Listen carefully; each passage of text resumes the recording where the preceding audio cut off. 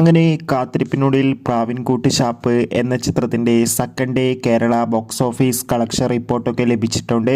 ആ ഒരു അപ്ഡേഷനാണ് ഇന്നൊരു വീഡിയോ ഭാഗത്ത്. വീഡിയോയിൽ മുൻപേ വീഡിയോ ലൈക്ക് ചെയ്യുക, ചാനൽ സബ്സ്ക്രൈബ് ചെയ്യുക.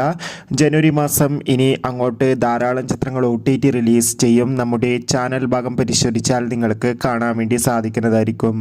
ബേസിൽ ജോസഫ് ഒപ്പം സൗബിൻ, ചമ്പൻ വിനോദ് എന്നൊക്കെ പ്രധാന കഥാപാത്രങ്ങളായിട്ട് ഇന്നലെ ജനുവരി 16-ാം തീയതി റിലീസിനെത്തിയ ചിത്രമായിരുന്നു പ്രാവിൻകൂട്ട് ഷാപ്പ്. ചിത്രത്തിന് ഇപ്പോഴും നല്ല മികച്ച പോസിറ്റീവ് റെസ്പോൺസ് തന്നെയാണ് പുറത്തുകൊണ്ടിരിക്കുന്നത്. അതുകൊണ്ട് തന്നെ എല്ലാ സിനിമാ പ്രേമികളും ഒരേപോലെ പ്രാവിൻകൂട്ട് ഷാപ്പ് എന്ന ചിത്രത്തിൻ്റെ ഓരോ ദിവസത്തെയും ഓരോ കളക്ഷൻ റിപ്പോർട്ടും അറിയാൻ വേണ്ടി ഏറെ ആകാംക്ഷയോടെയാണ് കാത്തിരിക്കുന്നത്.